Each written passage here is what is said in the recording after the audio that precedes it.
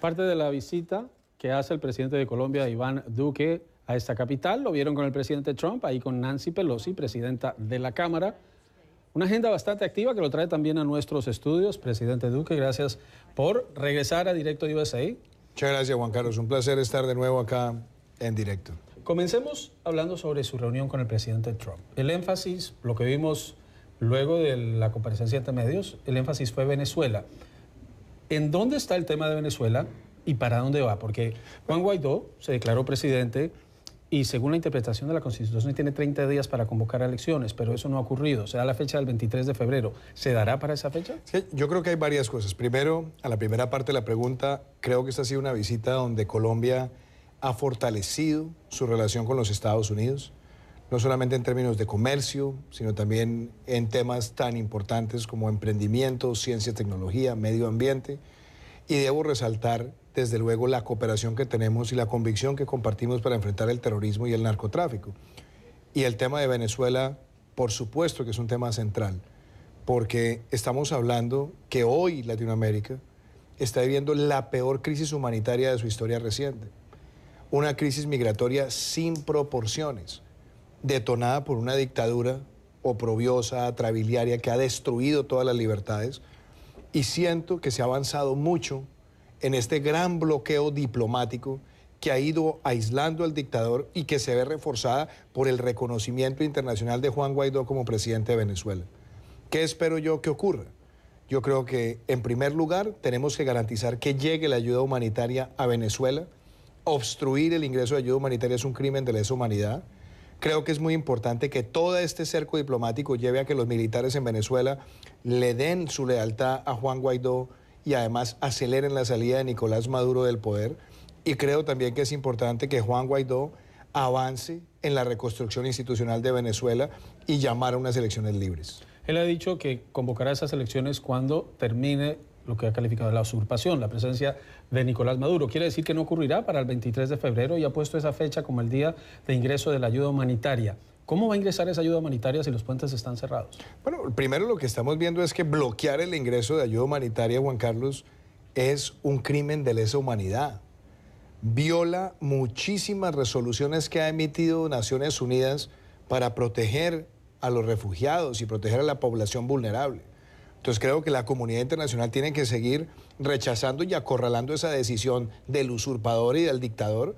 Y por otro lado, creo que todos los países que compartimos los valores para el retorno a la democracia en Venezuela debemos garantizar todos los mecanismos que permitan que esa ayuda humanitaria sea entregada efectivamente a las personas que la necesitan. Y eso implica no solamente utilizar los puentes, eso también tiene que ser por vía marítima, por vía aérea, pero no puede un usurpador condenar a un pueblo a que se muera de hambre cuando hay países comprometidos en entregar esa ayuda humanitaria. Hoy el Corriere della Sera, en Italia, publicaba una columna que cita una carta en la que el Papa Francisco le responde a Nicolás Maduro y le dice, señor Nicolás Maduro, no presidente Maduro. Y en medio de la misiva le da a entender que los esfuerzos por mediar no han sido correspondidos con acciones efectivas.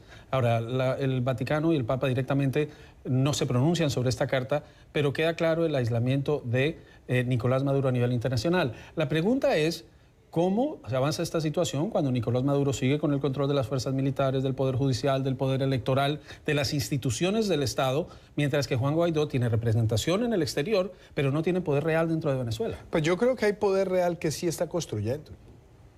Yo estoy viendo al presidente Guaidó, primero, designar embajadores. Estoy viéndolo a él tomar posesión de activos de Venezuela en el exterior con el apoyo de otros gobiernos, como ha sido el caso de los Estados Unidos. Y el presidente que yo reconozco y que reconoce el gobierno colombiano es Juan Guaidó. Y yo espero que también él pueda en los próximos días nominar un nuevo presidente de Monómeros, una compañía propiedad del Estado venezolano en Colombia, y que además nombre una nueva junta directiva y que ejerzan el control sobre esos activos. Activos que no le pertenecen a la dictadura, que le pertenecen es al legítimo pueblo de Venezuela, en cabeza de su Asamblea Nacional y en cabeza del presidente Juan Guaidó, mientras se hace la reconstrucción institucional. Y también veo que son muchos más los países que están endureciendo también esas sanciones. América Latina no había visto nunca un cerco diplomático de estas proporciones, acompañado además de Estados Unidos, de Canadá y también de la Unión Europea, y ese mensaje es muy claro. Y con este rumor que ha salido de la carta también queda absolutamente claro que ya nadie cree en ninguna solución distinta a que Maduro deje el poder y se inicie la reconstrucción de Venezuela. Una de las preguntas constantes al presidente Trump hoy, se la hice al vicepresidente Pence en Miami la semana pasada, es sobre si es viable o no, si se contempla o no, como apareció en una libreta que llevaba el asesor nacional de seguridad John Bolton, el envío de soldados estadounidenses a Colombia. Primero, ¿son necesarios? Segundo, ¿el Congreso autorizaría en Colombia una incursión militar en Venezuela? ¿Es necesaria? ¿Es posible? Yo siempre he dicho una cosa, Juan Carlos. El dictador Maduro siempre ha tratado de crear fantasmas de intervención militar para tratar de ganar legitimidad. Y en el caso mío personal he sido un gran promotor del bloqueo diplomático como un mecanismo para aislar al dictador. Y este bloqueo diplomático está siendo exitoso, ha sido exitoso y esperamos que sea además más exitoso en las próximas semanas, porque es la forma de llevar ese régimen a su fin. Más que hablar de tropas, yo creo que lo importante es que ahora las fuerzas militares de Venezuela se den cuenta de ese aislamiento y acompañen al presidente legítimo, que es Juan Guaidó, y faciliten ese proceso para que la dictadura llegue a su final.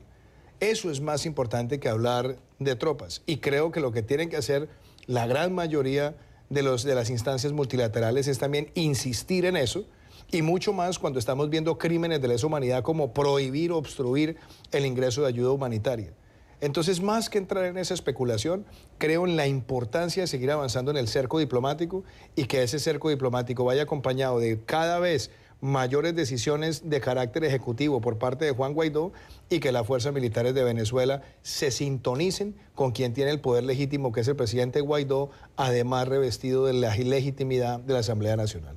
El tema entonces sería paciencia, porque comienza el año y no es esta la excepción, hay una ofensiva de la oposición, hay movilizaciones, hay marchas y luego eso no termina en nada. Pues ¿Qué compromiso hay, qué posibilidad de que ahora sí, porque los venezolanos están muy entusiasmados y han pasado por muchas veces en que les prometen en general y no salen con nada? ¿En esta oportunidad sí va a salir la comunidad internacional con algo? Primero, yo creo que la comunidad internacional sí ha tenido cambios grandes, Juan Carlos. Si nosotros miramos lo que ha ocurrido en los últimos 6 años versus lo que ha pasado en el último mes y medio, pues estamos viendo cosas muy distintas. Primero, la declaración del Grupo de Lima del 4 de enero. Después, la declaración de la Organización de Estados Americanos. Después, el reconocimiento de la gran mayoría de países del hemisferio y ahora el reconocimiento de la Unión Europea. Además, estamos viendo cómo se están retirando algunos comandantes de las fuerzas militares, entregándole además legitimidad y respaldo al presidente Guaidó, como es el caso del jefe de operaciones aéreas de la Fuerza Aérea de Venezuela. Entonces, yo creo que aquí estamos viendo primero la instancia agonizante del dictador, la instancia agonizante de un régimen. Y estamos viendo además una comunidad internacional que se sintoniza con la gran movilización popular en Venezuela, y veo además muy cercano el día en que ya los militares se sintonicen con la Asamblea Nacional, con el presidente Guaidó, y le digan a Maduro, es hora de partir. A diario mostramos informes, además de las declaraciones de los políticos, de la situación que viven los venezolanos que tienen que dejar el país, de las madres que tienen que salir, de quienes no tienen que comer. Es un drama muy grande y uno escucha declaraciones como la de la vicepresidenta que dice que la ayuda es cancerígena, que la ayuda está contaminada. Hay una batalla y una guerra de información. ¿Qué le dice usted a los venezolanos que nos están viendo tanto dentro como fuera de ese país? Mi respuesta, yo se la voy a decir tan claro. El único cáncer que tiene Venezuela se llama la dictadura. Eso sí que es un cáncer. Eso sí que ha sido el deterioro de todo. Una dictadura que acabó con los poderes independientes, una dictadura que acabó con la iniciativa privada, una dictadura que empobreció al país, que destruyó la economía, que ha llevado a que la gente se muera de hambre, que ha llevado a que más de 1 millón de hermanos venezolanos busquen refugio en Colombia porque tienen frío en los huesos en Venezuela. Ese es el cáncer, la dictadura. Y el mundo ya se dio cuenta que la única forma de curar a Venezuela, que la única forma de salvar a Venezuela, que la única forma de reconstruir a Venezuela es empezando por la salida de Nicolás Maduro del poder. ¿Qué le dice usted a Nicolás Maduro? Yo creo que Nicolás Maduro es un criminal de lesa humanidad, Juan Carlos. Yo lo denuncié siendo senador ante la Corte Penal Internacional. Aquí lo hablé en directo. Me han acompañado ya 9 jefes de Estado en esa tarea. Es un hombre que acabó con Venezuela. Y hoy veo un verdadero presidente en Juan Guaidó. Veo un hombre con coraje, con patriotismo, dispuesto a dar la vida por su país, liderando una Asamblea Nacional, movilizando a la ciudadanía, movilizando también el apoyo internacional humanitario. Veo además a un mundo que quiere rodear a Juan Guaidó. Entonces veo con optimismo este proceso y puedo decirle que el régimen y la dictadura está en una etapa agonizante y que por lo tanto el mensaje que debe recibir las fuerzas militares de Venezuela es que llegó el momento de respaldar a Juan Guaidó y no seguir legitimando al usurpador. Usted no me va a responder directamente, pero podemos entender que la solución será pacífica, que no habrá un componente militar. El presidente Trump dice que no descarta, pero dijo que no estaba planeando nada. Yo le hablo por los hechos. Siempre planteé que había que denunciar ese régimen ante la Corte Penal Internacional. Lo hicimos. Se abrió una investigación preliminar. Hoy tenemos más de 9 jefes de Estado acompañando esa decisión. Siempre dije, hay que hacer el cerco diplomático. Hoy es una realidad. Estamos trabajando todos en esa dirección. Y siempre dije, la próxima etapa tiene que empezar por los militares dándole legitimidad al presidente Guaidó. Ya lo estamos viendo. Ahora que se necesita que con más contundencia, que con más efervescencia, que con más decisión que nunca, la comunidad internacional le ejerza presión a ese usurpador y a ese dictador para que salga del poder y que la misma comunidad internacional le ayude a tener una legitimidad a las fuerzas militares de Venezuela respaldando al presidente Guaidó. Hablemos de Colombia, hablemos del ELN. Usted hizo declaraciones anoche, las viene reiterando desde el atentado terrorista en el que murieron 22 cadetes de la Escuela de Formación de Oficiales de la Policía. ¿Hay opción para la negociación con el ELN? ¿Hay alguna posibilidad? ¿Hay cómo enfrentarlos y derrotarlos militarmente? Juan Carlos, el ELN es un grupo terrorista, sanguinario, y así ha sido a lo largo de toda su historia. Hace pocos meses estuve en una comunidad, en la comunidad de Machuca, un pueblo que hace 20 años sufrió la voladura de un oleoducto que derramó petróleo en el río y después esos mismos delincuentes le lanzaron fuego a la caída del petróleo en el río. Se generó una inmensa bola de fuego y quemó caseríos de personas muy vulnerables, falleciendo muchos niños, personas indefensas. 20 años después, cuando llegué a la presidencia, dije voy a evaluar el proceso que tuvieron con el gobierno de mi antecesor. 17 meses de negociación, 400 atentados terroristas, más de 111 asesinatos y más de 16 secuestros. Eso no es voluntad de paz. Esa es la reafirmación que son una máquina de terror. ¿Qué es lo que siempre dije? Que nosotros no llegaríamos a ninguna mesa ni a ninguna conversación si no liberaban todos los secuestrados y no le ponían fin a los actos criminales. ¿Cómo respondieron? Con un carrobomba que acabó con la vida de 22 muchachos, cadetes, indefensos, desarmados que habían tomado el camino del bien para ser policías de Colombia. Dimos por terminado cualquier tipo de relación del Estado colombiano con esa organización, pero además estoy pidiendo en extradición a los jefes de esa organización que estaban en Cuba y además reconociendo que por meses planearon ese atentado terrorista y espero que esas personas sean entregadas a la justicia colombiana. Y quiero ser muy claro, Juan Carlos, un país no puede permitir que la violencia sea un arma de negociación. No hay ninguna ideología que justifique un crimen como los que han cometido ellos y ellos tienen claro el mensaje. Van a ser perseguidos por toda la capacidad disuasiva, ofensiva y sancionatoria del Estado colombiano y el mensaje que le estoy dando a los miembros de esa organización a la base es que se desmovilicen individualmente y no sigan más siendo los títeres de esa maquinaria terrorista. Usted se tiene que ir porque está corriendo por Washington, pero tengo la última pregunta. ¿Usted envió delegados a reunirse con el ELN antes de este atentado y es descartable la negociación? Juan Carlos, yo lo que digo en público lo digo en privado. Yo no he mandado a ningún delegado a hablar con el ELN.